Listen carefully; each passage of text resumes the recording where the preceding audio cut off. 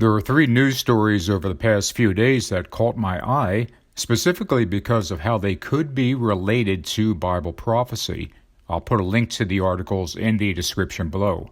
The first story deals with Donald Trump's recent conversation with Saudi Arabia's Crown Prince Mohammed bin Salman. This is reported by Maggie Haberman and Jonathan Swan in the New York Times. Haberman herself has a track record of getting inside information on Trump. Trump's conversation with MBS comes while the Biden administration is negotiating with the Saudis in an attempt to establish a lasting peace in the Middle East. These negotiations build on diplomatic ties between Israel and a number of Arab states started by the Trump administration's Abraham Accords. According to the article, if President Biden manages to clinch a trilateral megadeal, which would probably include a Saudi-Israeli peace agreement, an Israeli commitment to a two-state solution, a U.S.-Saudi defense treaty, and U.S.-Saudi understandings on a civilian nuclear program in Saudi Arabia, he will need support from two-thirds of senators to ratify the U.S.-Saudi treaty. Mr. Trump, as the presumptive Republican nominee in firm command of his party, could potentially either block any deal or green-light it for congressional Republicans. We know, however, that Donald Trump would not green-light any such megadeal, and that's because we've already seen him torpedo a potential border deal in recent months. The Biden administration saw its efforts to take action on the border thwarted by Trump's pressure on Republicans. Just like Trump wasn't going to allow Biden to get any credit for resolving the border crisis, likewise he won't allow Biden to be lauded for a mega deal in the Middle East. It's clear that Trump is now looking to undermine any current negotiations between the Saudis and the Biden administration. The bottom line is that if anyone is going to be praised for bringing a lasting peace to the Middle East, Donald Trump wants it to be Donald Trump. The second story is on Axios and deals with how NATO is taking various steps to protect itself from a potential Trump administration, since Donald Trump has repeatedly criticized the organization and even threatened to withdraw the U.S. from the alliance. Some of Trump's rhetoric on NATO has been so over the top, it has stunned even those who were used to the way he speaks. Trump riffed in February that he'd encourage Russia to do whatever the hell they want to a NATO ally if the country wasn't spending enough on defense, the latest and arguably most inflammatory in his long history of alliance-shaking rhetoric. This is one of those things we can see coming from a mile away, as when Trump returns to power, withdrawing from NATO will likely be at the top of his to-do list. He talked about it in his first term, but cooler heads prevailed. There won't be any cooler heads in a second Trump term.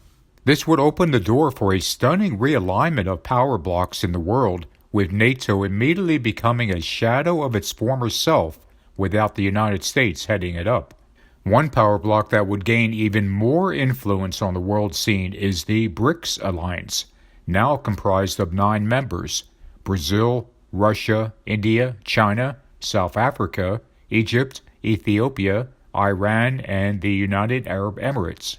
Imagine the shock to the entire world if in 2025 Donald Trump announces that America is not only withdrawing from NATO, but it's joining the BRICS alliance, thus renaming it ABRICS. The third story deals with an investigative article from the Plus 972 magazine into what is called Lavender, which is the AI machine directing Israel's bombing spree in Gaza.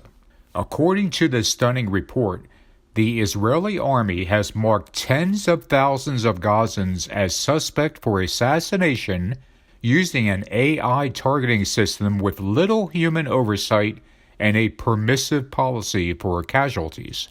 Thousands of Palestinians, most of them women and children or people who were not involved in the fighting, were wiped out by Israeli airstrikes, especially during the first weeks of the war, because of the AI program's decisions. Not only is this report a sobering look at the cold evil of AI, But if you're looking for some insight into what's actually happening in Gaza without it being filtered by American media, I highly suggest checking out this article. Finally, I just have a brief comment about the movie coming out on April 12th, which is called Civil War. Other than the movie's plot involving an alliance between Texas and California, everything else seems very, very possible. Here's the trailer for the movie, although if you don't see it, I had to remove it for copyright reasons, but there will still be a link in the description below. 19 states have seceded. The United States Army ramps up activity. The White House issued warnings to the Western forces as well as the Florida Alliance. The three-term president assures the uprising will be dealt with swiftly. Let me know if you want to try anything on. I guess aware there's like a pretty huge civil war going on all across America. We just try to stay out. With what we see on the news, seems like it's for the best.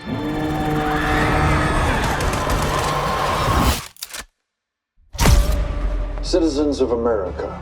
The so-called Western forces of Texas and California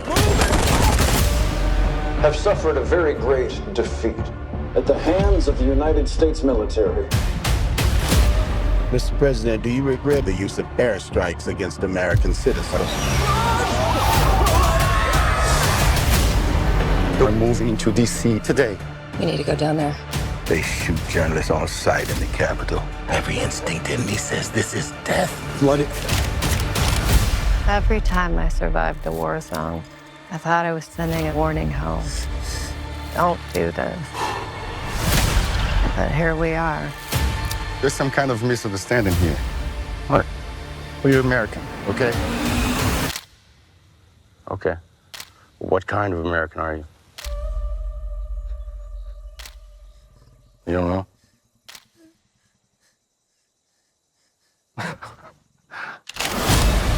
The Western forces will reach the White House on July 4th. Oh my God. Get in the car! Get in the car!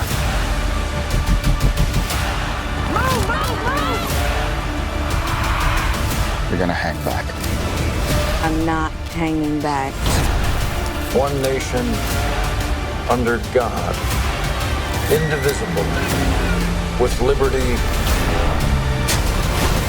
and justice for all. Go, go, go, go, go!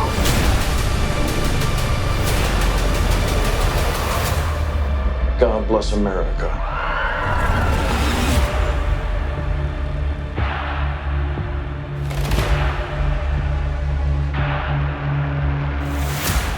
What makes Civil War such a realistic movie is that it's easy to see this actually happening.